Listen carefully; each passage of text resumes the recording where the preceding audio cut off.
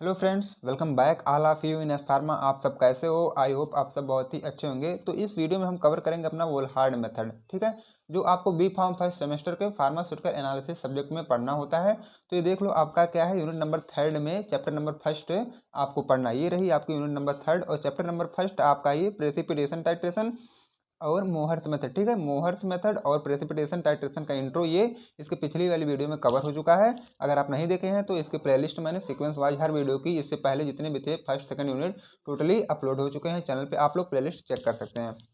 Okay, उसके बाद इस वीडियो में हम कवर करेंगे अपना Volhard, then modify Volhard and Fajans method, ठीक है। तो इतना इस वीडियो में हम लोग कवर करेंगे। ओके फ्रेंड, तो देखो, ठीक है, आपका वोल्हार्ड और मॉडिफाई वोल्हार्ड मेथड किसे बोलते हैं। सबसे पहले हम बात करेंगे अपने वोल्हार्ड मेथड की, ठीक। तो देखो, ये वोल्हार्ड मेथड क्या होते हैं फ्रेंड्स।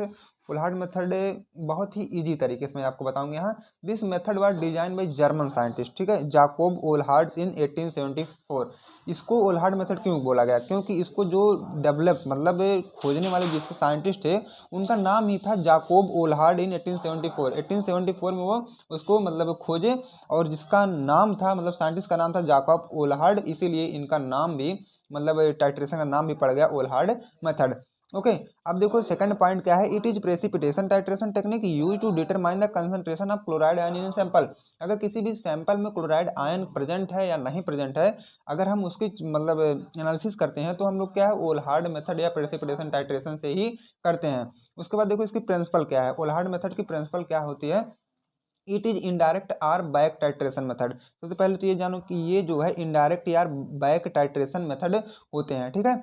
उसके बाद इन विच excess of standard solution of silver nitrate is added a chloride containing sample solution।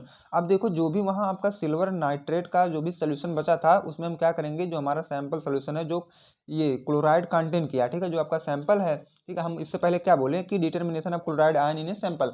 तो जो भी सैंपल है उसमें हमारा क्लोराइड प्रेजेंट पहले से, तो वो वाला सैंपल लेके और उसी में जो हमारा एक्सेस अमाउंट है सिल्वर नाइट्रेट का ऐड कर देंगे। अब देखो क्या होता है, then this silver nitrate is titrated against thiocyanate solution. अब देखो उसके बाद क्या करेंगे, एंड पॉइंट हमको डिटेक्शन करनी है ना, कोई भी टाइट्रेशन होता है तो हमें एंड पॉइंट का ही डिटेक्शन करना होता है। तो इसमें देखो क्या करना है, then this silver nitrate is titrated against thiocyanate solution. Thiocyanate solution के अगेंस्ट जो है हम लोग सिल्वर नाइट्रेट को टाइट्रेट करेंगे, ठीक है, जब तक हमें एंड पॉइंट ना दिख जाती है। आप एंड पॉइंट का डिटेक्शन कैसे करेंगे, वो क्या है, कुछ रेडिश ब्राउन कलर का मतलब आपको दिखेगा वहाँ एंड पॉइंट, जो आपकी लास्ट वाली पॉइंट रहेगी वो आपको रेडिश ब्राउन कलर की वहाँ पे नजर आएगी, ठीक है। अब देखो हम इसके प्रोसीजर की बात करें तो फ्रेंड प्रोसीजर इसका कुछ लंबा है लेकिन बहुत ही इजी लैंग्वेज में लिखा हूँ, केवल आप ध्यान से देखो, एक कहानी की तरह मैं आपको बता दूंगा प्रोसीजर में करना क्या होता है, ठीक है। सबसे पहले आप क्या करेंगे, the solution of standard 0.1 normal AgNO3, ठीक है, इसको आप लेंगे। उसके बाद 0.1 नॉर्मल NaCl और 0.1 normal KHCN will be prepared. तीनों को आप ऐड करके एक आप बना लीजिएगा सोल्यूशन, ठीक है, तीनों को ऐड कर देना। अब देखो जब आप एक सोल्यूशन बना दिए, नाउ Fe मतलब indicator is prepared and purified nitric acid it is also prepared. अब देखो हम लोग क्या है, उसी सोल्यूशन में Fe मतलब ट्रिपल चार्ज वाला इंडिकेटर का भी यूज मतलब हम करते हैं उसी में, एंड प्योरीफाइड नाइट्रिक एसिड, और क्या है हम लोग इसको भी मतलब प्योरीफाइड नाइट्रिक एसिड और ये जो इंडिकेटर दोनों को बना लेते हैं, ठीक है। अब क्या है, जो भी आप मतलब एनालिसिस या टाइट्रेशन करने जा रहे हो तो सबसे पहले हम लोग प्रिपरेशन वाला काम होगा, ठीक है। पहले स्टेप में आप लोग इतना बनाएं, ठीक है, स्टैंडर्ड वाला, उस दूसरे में हम लोग इंडिकेटर बनाए और प्योरीफाइड नाइट्रिक एसिड बना दिए। अब देखो क्या करना है, now the excess amount of AgNO3 is used for the titration of NaCl solution. NaCl के सोल्यूशन में जो भी एक्सेस अमाउंट AgNO3 का बचा था उसी को हम लोग टाइट्रेशन करेंगे, ठीक है।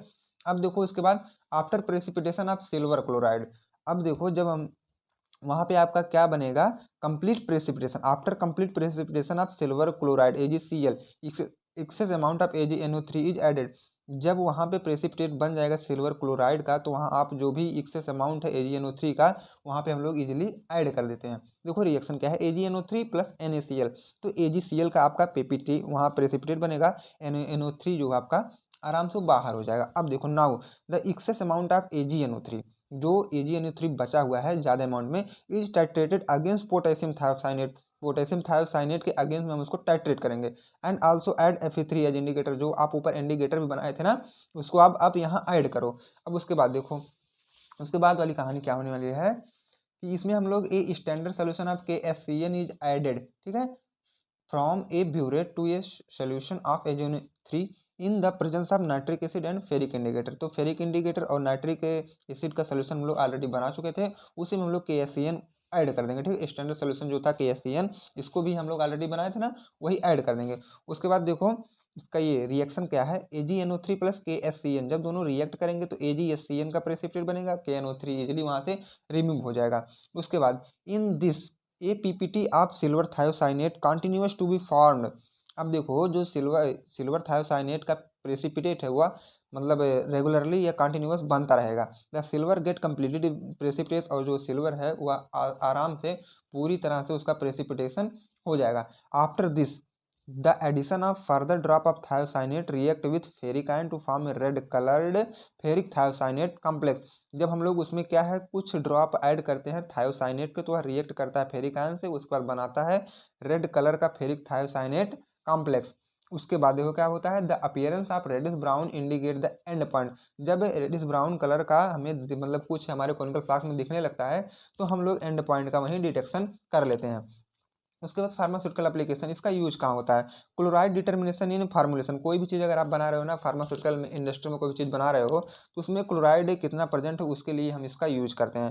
Quality control of pharmaceutical raw material, और जो फार्मास्यूटिकल कंपनी में यूज होने के लिए रॉ मटेरियल आते हैं, उनकी क्वालिटी कंट्रोल में भी यह यूज किया जाता है। कौन, ओलहार्ड मेथड। इसके बाद देखो अब मॉडिफाई ओलहार्ड मेथड क्या है और ये आया क्यों, इसको भी देख लो।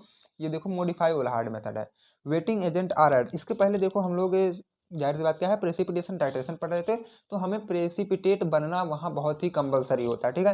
तो प्रेसिपिटेट बनना बहुत ही कंपलसरी हो जाता है, तो मॉडिफाई ओलहार्ड मेथड में एक ऐसा एजेंट हम लोग यूज कर देंगे कि जो सॉल्युबिलिटी को मतलब और कम करे।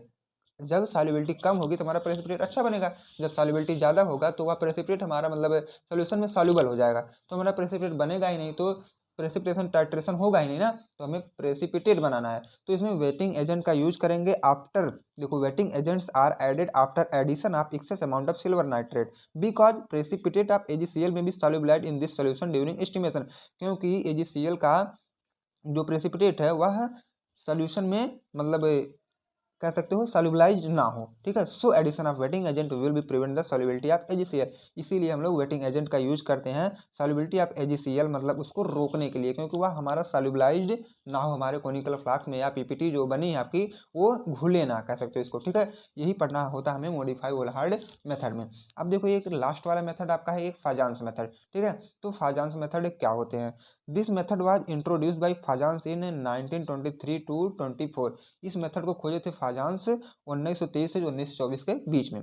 फाजान्स method is a precipitation titration technique, यह तो सभी को पता है कि यह प्रेसिपिटेशन टाइट्रेशन टेक्निक होता है। Determine the concentration of chloride bromide and iodide ions in a sample. हमारे सैंपल में क्लोराइड ब्रोमाइड आयोडाइड कंसंट्रेशन कितनी है उसको यह पता कर लेता है, ठीक है, फाजान्स मेथड। उसके बाद देखो इसकी प्रिंसिपल क्या होते हैं, फाजान्स मेथड का प्रिंसिपल देख लो।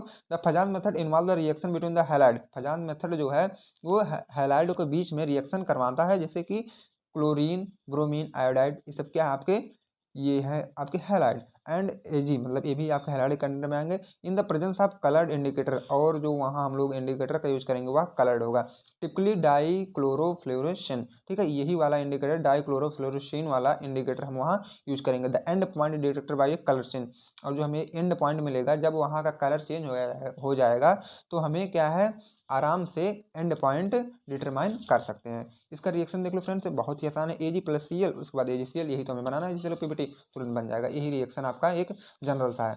अब इसका देखो प्रोसीजर भी इसका बहुत ही छोटा प्रोसीजर है। Prepare sample solution containing the halide ion, एक हमें ऐसा सैंपल सोल्यूशन बनाना है जिसमें हैलाइड आयन की प्रेजेंट हो, ठीक है। ऐड एक्सेस सिल्वर नाइट्रेट, और जो हमारा एक्सेस सिल्वर नाइट्रेट था उसको हम ऐड करेंगे अपने सैंपल में। ऐड डाइक्लोफ्लोरोसेंस इंडिकेटर, अब डाइक्लोरोफ्लोरोसिन इंडिकेटर का हम लोग यूज कर देंगे जो हम लोग यहाँ बनाए हैं। इसके बाद titrate with potassium thiocyanate, potassium thiocyanate के साथ टाइट्रेट करेंगे जब तक कि हमारा कलर चेंज ना हो जाता हो। उसके बाद हम लोग लास्ट पॉइंट मतलब एंड पॉइंट डिटर्मिनेशन कर लेते हैं, ठीक है। ये आई होप ये आपको समझ में आया होगा।